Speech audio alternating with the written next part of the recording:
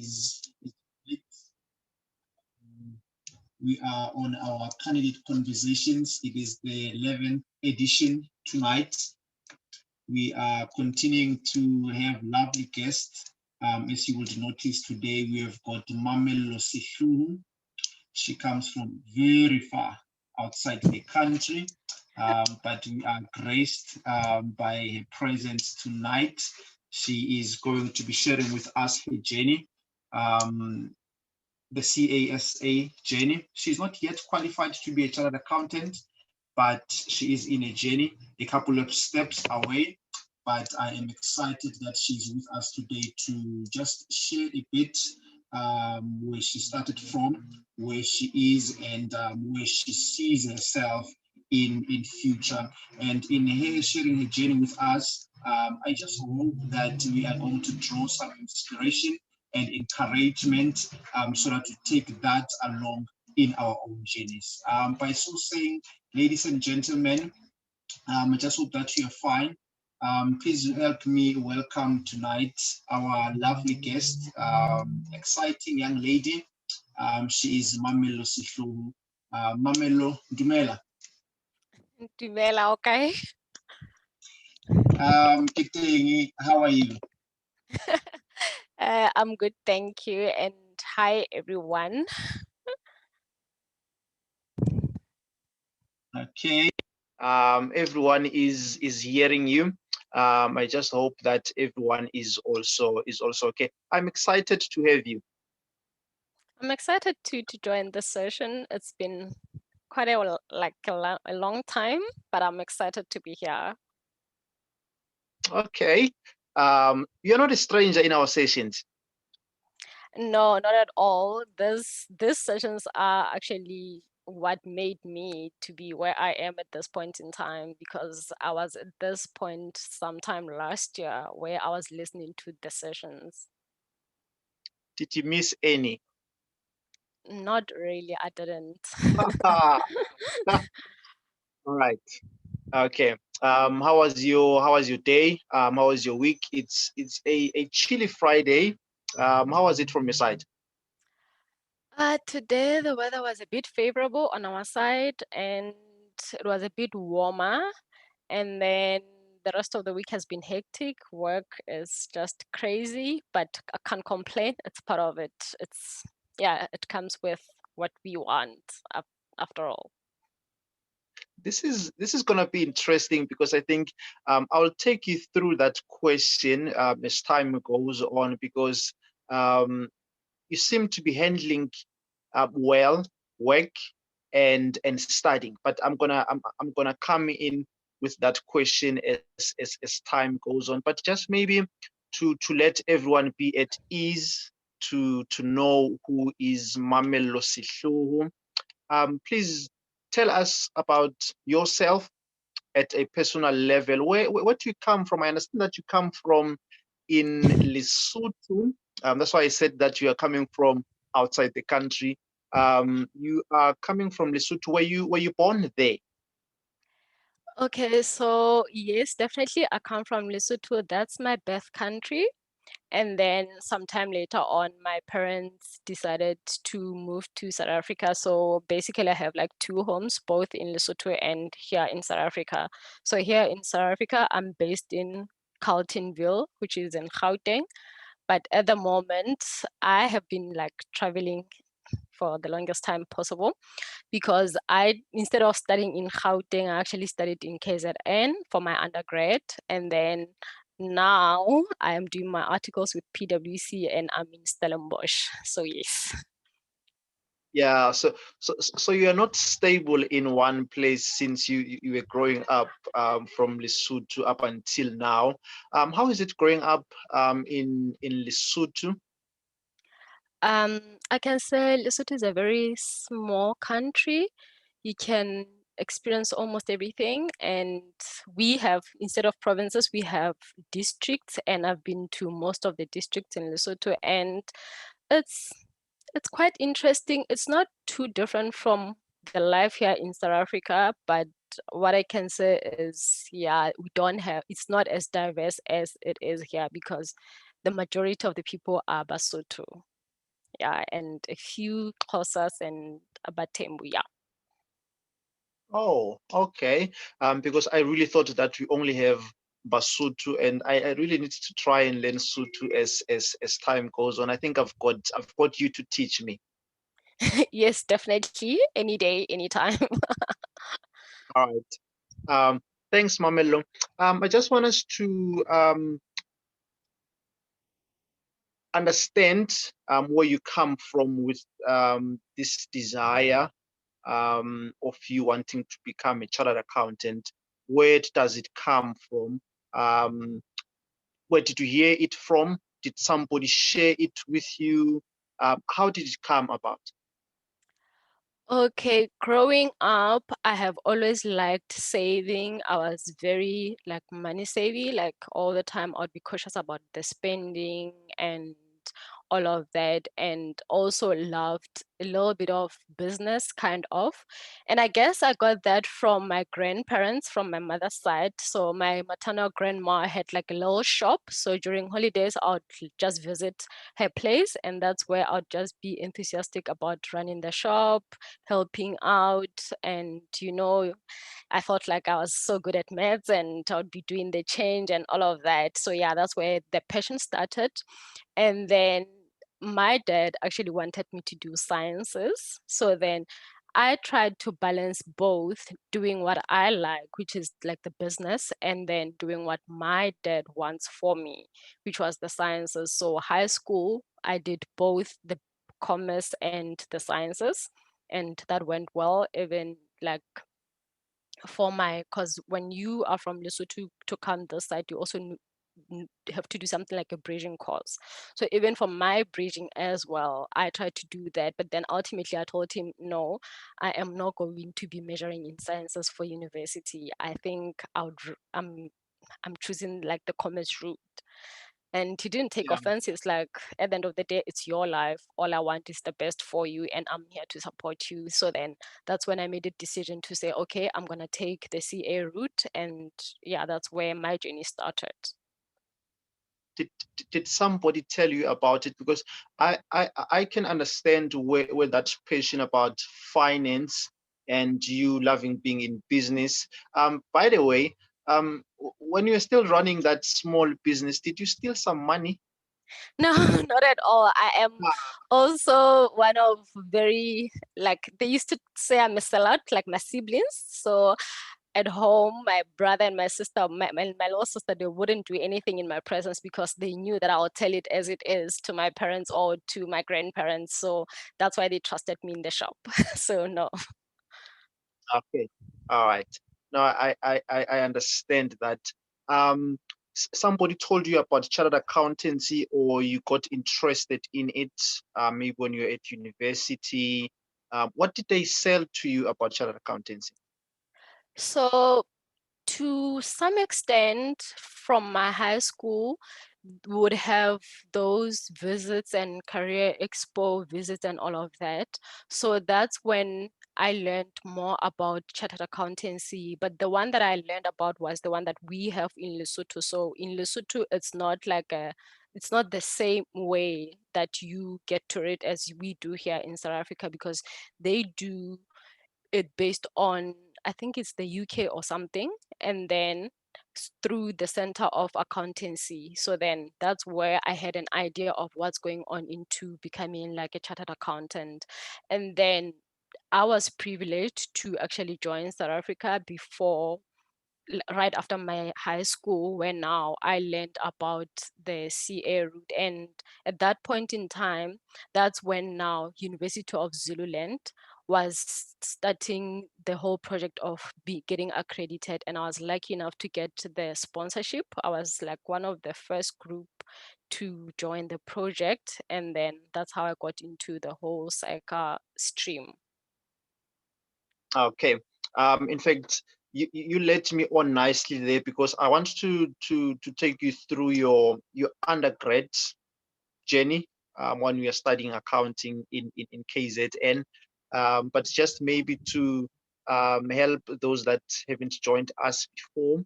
At 6:30, we will start to take questions from you. if you are picking up something from Mamelo, you can just note it down. If you've got any questions from what she is saying, you've got a couple of compliments and all that, you can just note them down. From 6:30, we will take them on. So the chat will be open. So you can just type in your question there and ask Mamelo anything that you'll want to know.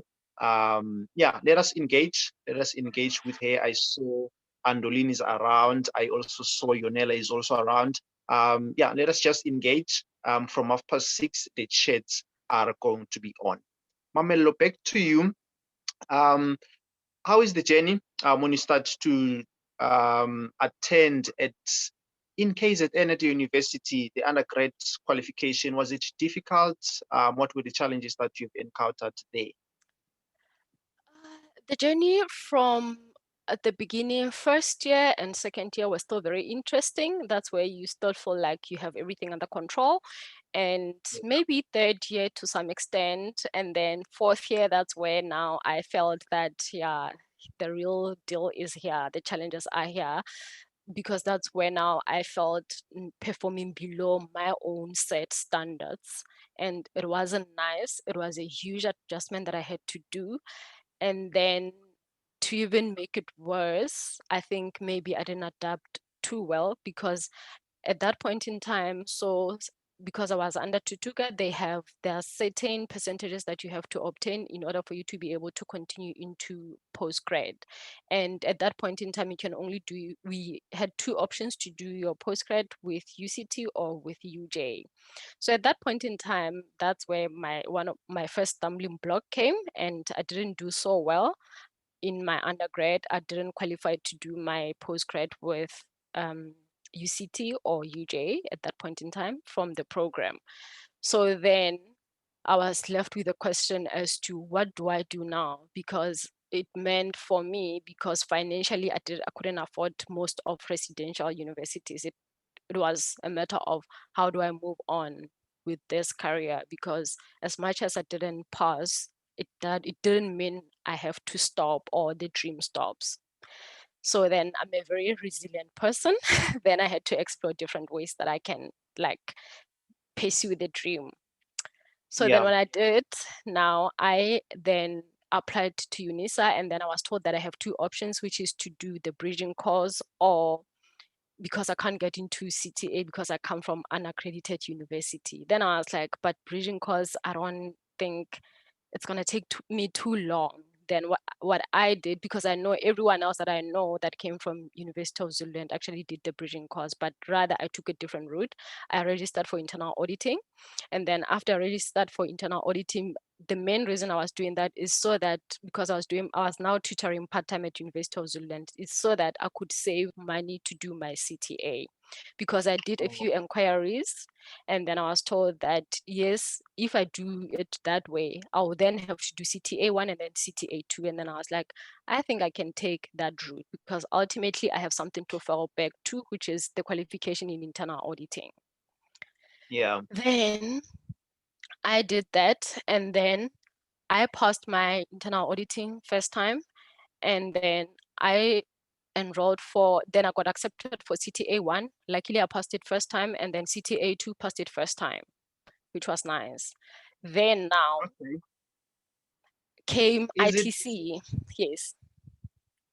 Is it because I pick up that when you did your CTA level 1 and the CTA level 2, it was easy peasy.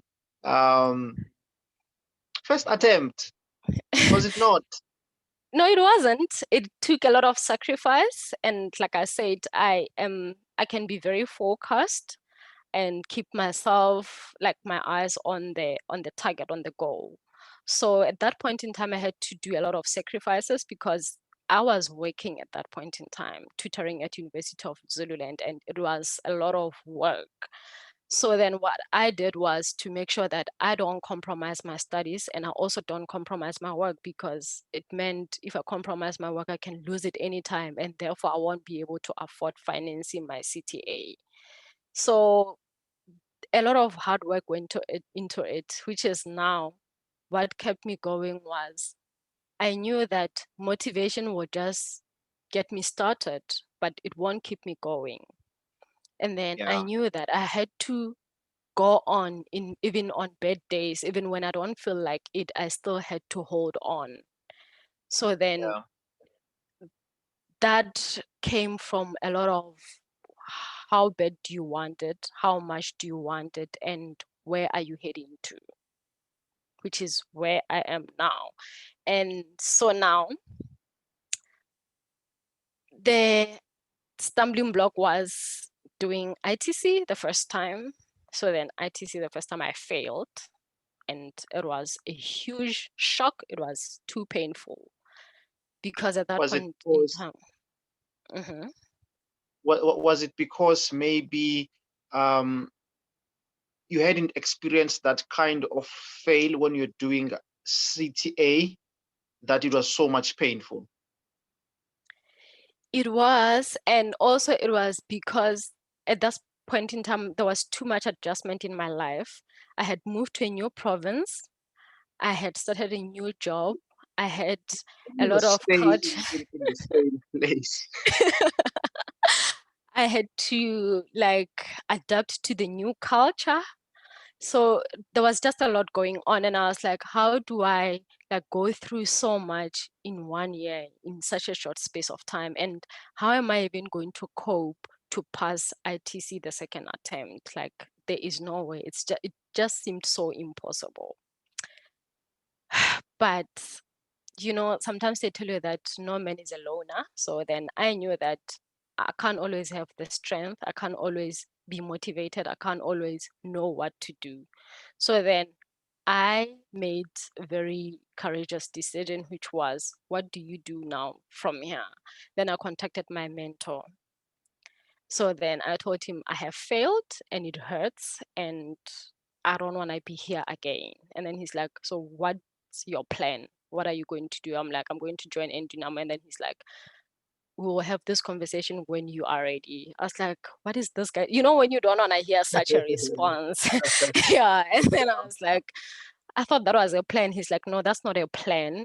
When you are ready to talk about this and you have a solid plan, call me again. I was like, no, this guy doesn't understand that I want this thing so bad. So then I had to sit back and reflect what he meant. And then he sent me a message to say, have a plan, tell me what went wrong, tell me how you're going to do it going forward, because having Endunamo alone is not going to make you pass. And I was like, oh, okay, I understand what he meant. Then luckily, the conversation happened, the introduction of Endunamo happened. So then when they introduced their session, and then I understood what I wanted and then tried to align it to what they offer. So then I knew Yeah. from my failure what actually led me into failing. One of them was my exam technique and not sufficiently being prepared. So then I was like, okay, given the time that I have, I don't have much time. So therefore, what am I going to do? Then after what Endunamo shared, I was very grateful because their program was in line and in conversation with my plan that I hadn't implemented at that point in time, but what an idea of what I want, which was to work on my exam technique and also to also kind of instill confidence in myself. But I wasn't so sure how I'm going to instill the confidence in myself, because without confidence for me, I can't do anything. Yeah. So then I went back to him and then I told him, okay, this is the plan. And then he's like, okay, now we are talking. And then now is I am only here to help you like be motivated and to instill confidence, but there isn't much that I'm going to do. It's you putting in the work. So yeah. Yeah. I note there's three things that I'm noting. I'll want us to take them as they come. You mentioned mentorship, that at the time that you failed ITC, it was a shocker. It was hurting, and you felt that going on to a mentor was important to you. Do you think it's necessary? In fact, I think you do. But how important do you think the mentorship or the mentor the mentor's role played to you? For me, I can say mentorship really plays a big role in my life, because even at this point in time, I still have him as my mentor, and he takes me through like my career journey. Because like I said, you don't have everything figured out, and you need someone who has been there to guide you through. Not to say you'll be crying every single time about everything, but there are moments where you're like, okay, at this point in time, I just need someone who has an insight on how I can go about it, or someone who is just going to understand what I'm talking about. So mentorship is very important because it also helps you maintain like a positive mind and a healthy attitude. Because sometimes you think something is big and it's only minor when you get it from somebody who has experienced so much, or who has been through what you are going through. So mentorship is really important for me, and yeah, it's like I value it a lot. And if you have an opportunity, I would say get it any day. Like get a mentor as soon as possible in your career. Yeah, yeah. I love what you are saying about your mentor, but I want you to help us understand, because your mentor says that yes, just going to Endunamo, it's not enough. He or she wanted more, and you say that you understood what your mentor wanted. What is it that he meant by saying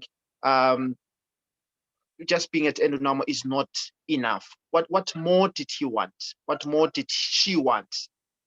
Okay, so because at this point in time, the reason he said that, it was, first of all, the starting point was, why did I go to him? Why did I say I'm going to use Endunamo? It was because I had failed. And then I had identified that, okay, now I need to address the fact that I have failed, which is like one of my deepest fears, because he knows that I'm one of the people that I will cry the first time when something hits hard. But then I'm not gonna like drown myself in my sorrows and say, okay, I failed and all of that. And so I told him, okay, I've cried enough now. So I want to snap out of this. So now he asked me, okay, how are you snapping out of this? How are we making sure that at the end of snapping out and doing whatever you want to do, you come out victorious, like you come out with victory? That's when I was like, okay, I think I'm gonna join a board course, and I've identified engineering. And then he's like, that's not the only thing that's going to get you there. And then he's like, are you ready mentally? I was like, I think so. And then he's like, okay, you need to work on your attitude. You need to work toward like your mental health, as to, do you keep it positive all the time? Who are you surrounded with? The working environment, does it allow you to be able to work at your best and to put it like to give your all? And then I was like, okay, those are the things that I didn't think of. I still need to work around that and consider if what I have and where I am is conducive enough for me to still be able to be at my best self, to give it a try again. Yeah, yeah. I see that you say that you needed to have a positive mindset. If I'm somebody that is going to be writing in a couple of weeks' time, and I'm thinking that, well, in South Africa, there's not too much happening that brings out positivity, especially after the couple of weeks, the unrest that is going on, and all that. How did you try and keep your mind to be positive? Were you running, jogging, going to gym? How did you ensure that you have got a positive mentality and you are in a good state mentally? Okay, so for me, I draw that energy, especially in terms of taking care of my mental well-being. I draw that strength from my grandparents.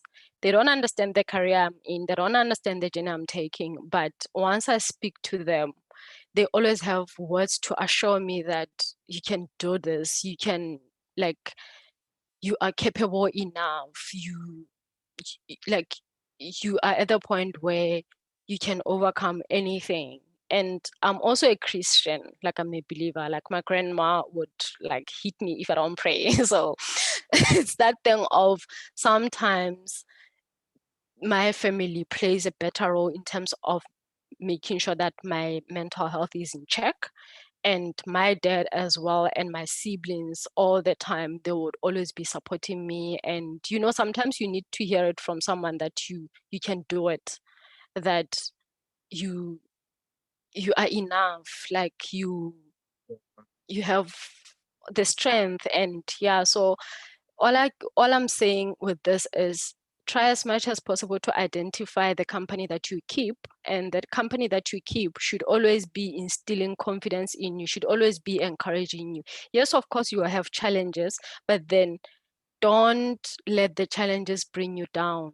Rather, see like something positive out of what you are going through, and always make sure that you always strive towards your dreams and realizing them, no matter how challenging it can be. Because yes, of course you will have challenges, and some of them you won't even anticipate them, but as they come, take them as they come and face them and say, I am here on this journey, I'm not going to be deterred from what I want, I'll get it. Yeah. Do you wanna drop chartered accountancy and become a motivational speaker? No, not at all. And I always Right. say also, qualifying as a CA, it's not going to be my ultimate thing. It's just the beginning for me. So no, I won't. All right. I see. I'm gonna pick up on that just after this because the stuff that you want to do with being qualified as a chartered accountant, it's interesting for me. I'm gonna take you through that. We are opening our chats. Let us engage with Mamelo. I'm really happy that she's around. She speaks. She's very free, and yeah, let us engage with Mamelo. If you've got any questions about anything that you've heard from him, about anything that you might be struggling with, or you want to get an understanding of from your own journey in relation to his, let us keep the chats coming in. I will take them through to her. Mamelo, I want to understand this. When you passed your CTA level 1 and level 2, I think you had things under control, but you failed ITC. What could have been the reason, if you had to pick one reason why you failed that ITC exam? Like I said, I only identified after failing, unfortunately. So for my CTA to get it across, I didn't have everything under control. No, I struggled, but yeah, but I reached out whenever I needed help, which is I think it's what most of us struggle with, reaching out when we need help. But to be honest, you need to realize as early as possible when you need help, because there is no time, like time is running out. So as much as it's hard, just reach out, and reach out to the right people as well. So what I noted was, okay, fine. In terms of the content and the theory, I was okay. I was sufficiently prepared. But now the question is, exam technique, was I ready for ITC? Was I prepared for it? I don't think so, because one of the dismal mistake that I made, and it was a very costly one, is finishing. So I couldn't finish the papers. So that alone was disastrous for me, because it meant because I learned later on that if you don't attempt a question in ITC, that's already a disadvantage for you. So then for ITC, you have to make sure that you attempt every single question that you get, irrespective of whether you know it or not. Just attempt. And now going into the second attempt, what my mentor also told me, because he also used to mark ITC, he told me that you don't just go there with you saying you know the theory, you know the questions, you have memorized or whatever, you've done all those things. No, your confidence is very important. Go into that paper with confidence. Carry confidence with you. Whisper confidence into yourself every morning, even when you start writing, because that confidence is what's going to carry you when you reach sections that you are not sure of. But then if you are confident to say, I have studied enough, I know enough to tackle this, then that confidence is going to help you to at least think to a point where you can get to a 50% of that question that's so difficult for you. And make sure that also you time yourself, because if you don't time yourself, you're going to spend so much time on the question just because you think you know that question. You're going to spend so much time on it because you're trying to capitalize, but no, that's not the point. If the time is up, the time is up, move on to other sections, because unfortunately from what has been analyzed is that as you attempt a question, the more time you spend on it, the less you accumulate marks. So you accumulate more marks in the beginning of your attempt, and then as you progress, not much. So then move on, irrespective of how well you know that section. Okay. I learned something.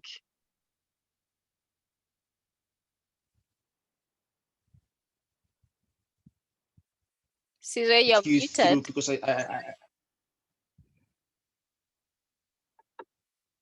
I want to take you through. I see that there is a chat that is coming through. It comes from Elelwani. She is inspired by you. That's what she says. That she is really inspired. I am. For one of the reasons is because I'm sitting here and I'm learning a lot from you. I'm learning a lot from you, and I think that everyone else is also learning, picking up a couple of things, and we are happy about that. Mamello, you say that you qualifying as a chartered accountant is not an end goal, and I also understand that one of the things that you are loving, or should I say you're passionate about, is academia. What do you want to do once you have qualified as a chartered accountant? That's still a very interesting one for myself as well, because there's a lot that I want to do, but mainly is to get into academia. I think I developed a passion for academia whilst I was tutoring, especially when I was tutoring in my postgrad, because I identified a gap, especially with us people who come from a disadvantaged background. There's so much potential, but there isn't enough grooming for us to be able to adapt to their environment. So then for me, what I can take from this is, one, after qualifying, then it gives me the opportunity to go back there, make an impact, and even if it's just a few people, but then with what I have, I can contribute towards the skills development. So then hence why I'm so motivated into getting into academia. So if it's not lecturing, I can also stay within like the audit firms and them, but then be in the divisions that deals with methodology and risk and learning, because that helps, especially in terms of I will still have an impact in terms of helping the trainees, because no one prepares you to be a trainee. No one tells you what you're going to face. And sometimes you don't have someone to guide you, especially if you are Black and you are in a white dominated place. So yeah. Yeah, yeah. All right. I understand. Do you perhaps have some dreams of running your own business? Maybe I'm taking this back from where you, when you were growing up, that you're running the small businesses. Do you have a little passion for that also? Yes, I do. Actually, if I would have sufficient investments, I would go into farming, which is very interesting. Yes, I would go into farming and do it at the commercial level. So that would be me now using my skills from being a CA into what I'm passionate about, because yeah, farming is something that's very close to my heart, because I am also a very health conscious person. So eating well for me is number one and is important. And also, like when I was preparing for my studies, even to this day, I can compromise anything, but I don't compromise what I eat. I don't compromise like, yeah, what I eat, because I feel what I feed to my mind also helps in terms of sustaining my brain as I work consistently, as I prepare. Because if my mind is not focused or is not healthy or is compromised, then not much is going to come out of it. So yes, farming would do it for me, because I'd get the vegetables directly from my farm. Yeah, no, that's interesting. I like that because I think I love farming as well. It's something that really interests me as well. Mamelo, I want to ask you this. Throughout our conversation from when we started, I'm picking up that you you you think that discipline is important in this journey.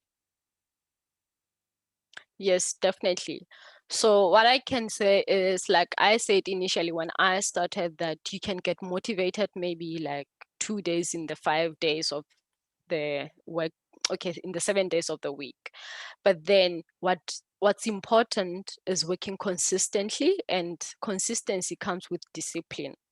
So you need to find the push to do it even when you don't feel like it, to do it even when it's so difficult to do it. So that comes from the discipline. And how you can do that, like for me, how I did it was the fact that I have like a younger sister that looks up to me. So then if I achieve something, it's also her achievement, because she sees from a distance that, okay, she doesn't have it easy. She had to sit down and work to get it. So then in my head is, I'm also instilling it in her that she needs to sit down and do it for herself to get it. So yeah, discipline is like plays a major role in getting most of the things that you want, and also in instilling confidence in yourself, and also in also like it also helps you to believe that you will get it, you will do it. Because for some of us it takes you practice, like a lot of practice, to get it right. For some people, it takes them to do it, like doing it once. But then you need to know yourself, identify yourself. What is it that you need to do more to get to where you want to be? So then once you know that, then you can always master it. Because I always say, sometimes the exam is just a mind game. So then how do you master the game? You need to practice first. The battlefield has to be your, like you have to be familiar with the battlefield, so that when that day comes, it's just a matter of exam venue, but everything else you are just familiar to it. And then how you play is how you practice. So then if you've been practicing so well, then even on the day you will be able to conquer. Yeah. I don't know. Does does it help? Because I think it does.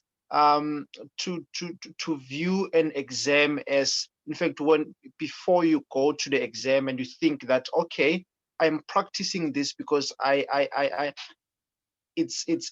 preparing myself for it, and taking it on a lighter note. Does it help you to kind of relax when you're actually in the exam, when you've kind of prepared enough and now you're sitting in the exam? Does it help you come in the exam room, or in these days when you're sitting at home writing, does it help to kind of relax when you've done enough?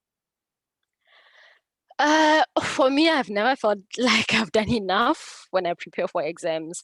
But what I can say is it helps to go into an exam with a conscious mind that you have done everything you could to get ready, and tell your mind that you are ready to face anything. Because if you prepare your mind that I'm ready to face anything, it means you're saying even the unexpected, I can find ways to overcome it. So yes, preparing is good, but don't be overconfident. Never ever be overconfident, because once you are overconfident, you're going to fill yourself with pride. and pride will let you down, but confidence will carry you through the exam. Mamelo, can we drop chartered accountants and go with motivational speaking? Well, I'm not sure about that. I've come No, too far. It has been challenging, so I can't drop it. yeah. I'm just happy because you are really encouraging me from where I am, which is really lovely. And I just want to ask you, we will be sadly closing off the conversation in a couple of minutes, but I just want to understand the feeling after you've passed ITC, especially because you did it last year, when we have had unconventional situation with the lockdown and all that. It was challenging on its own. How was the feeling passing ITC, especially when you've done it under those conditions? To be honest, it was very rewarding, and it instilled more hope for me because I'm still on the journey. So passing it felt like it was a great achievement because it meant I'm a step closer to where I want to be. And it also made me, like, reassured me that you can do this. You are closer to being a CA. One day you'll qualify and you'll also be Msehlobo CASA. So yeah, it was really Do you have important to me. do you have like your name written somewhere with the CASA at the end? No, not really. I don't. Actually, to think of it, no, I don't. It's just at the back of your mind. It keeps you going. It's sitting here. You think of it all the time. Yes, I do. Okay. Mamelo, we are just left with a minute to just wrap this up. But I just want you to take into confidence everybody that will be sitting into the ITC exams, be it the CTA, the candidates that will be also writing BCTA.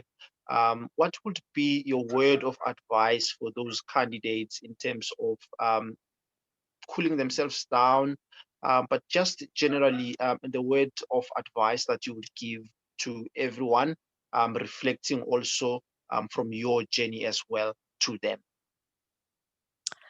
Okay, one thing I would say is they can give themselves a pat on the shoulder for choosing Endunamo. That was a good step. So, like I said, having Endunamo alone is not going to make you pass, but it's a good step in the manner that the way it's structured is really good because it communicates to what you want. Your ultimate goal is to pass. So now what I can say is from this, yes, the workload is overwhelming and sometimes it feels like it's impossible. What I can say is it's not gonna feel good. It's gonna feel hectic. It's gonna feel, sometimes it hurts. But what I can say is trust the process. And when you feel like you're not getting it, don't shy away. Reach out to your lecturers, reach out to your mentors if you have mentors. And I would encourage you to actually get one. Reach out to them. Say what your problem is. Say what your concern is. Sometimes your concerns are not supposed to be academic. If you're just not emotionally coping, reach out. That's also part of your journey. Reach out and say, you know what, I'm breaking down. I can't take this. This is too much pressure. There's someone who's always going to calm you down. There's someone who's always going to share a coping technique. So reach out all the time. And one thing to master is work consistently and maintain a positive attitude all the time. Like, trust me, it matters a lot.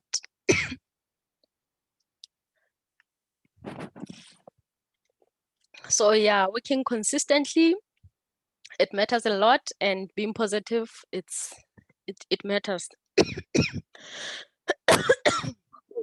Sorry about that. Okay. I'll just wait for you to just sip in, and yeah, because I think you're still saying more. Yeah. Go ahead, Mamelo, as we wrap up. So yeah, so one thing is attempting the exams that you get under exam conditions. It's very crucial. It's very important. Make sure that you do them, because I think at some point last year, I didn't want to attempt because I felt I wasn't ready, because they had come at a time where I was on a deadline client and we were signing, and then I hadn't had time to be studying during the weekend, and I felt like this is not going to be a reflection of me. And now getting that feedback is going to break me because I know I'm not prepared. But then I was like, okay, I'll never have a day where I'm like, I have had enough time to study, because work will always be work. I always have to work. Then that weekend, I sat down, I attempted, and then even when I felt like, no, man, this is not nice, I am not prepared. But I still sat down, I still submitted, and then but what I did, I dedicated another weekend where I now sat down again after having studied properly through the week. And then, sorry, after having said, prepared during the week, identified my weaknesses, tried to address my weaknesses. And then now I sat down and then did those exams under exam conditions. But this time around, the only thing that was different was the fact that I am going to be the one sitting down and marking them. And for me, that has always been important, sitting down and marking them, because you learn a lot when you do the marking. So then I sat down, attempted, and then marked my attempts, and then compared my attempt that I did and I submitted and I got the comments with my one where I now told myself that I have now prepared, and then compared the two and tried to take away, identify areas where I still need to work on, and then addressed those going forward. Okay. Thank you very much, Mamelo, and thank you very much, everyone that has joined in. I'm gonna let you, Mamelo, to go and have a very full glass of water. We are really grateful to have you joining us. To be honest with you, I've learned so much. I said here, I learned in every sentence that you were uttering to us. Thank you very much. Everyone has enjoyed this session, and yeah, I dare that we do not miss any session that is coming up on candidate conversations. The next one will be the 12th one. As we are coming towards the end of the year, more guests are going to come to motivate us. Please, everyone, stay tuned and enjoy the rest of the weekend. Mamelo, also have a great night. Thank you so much, and thank you to everyone that joined.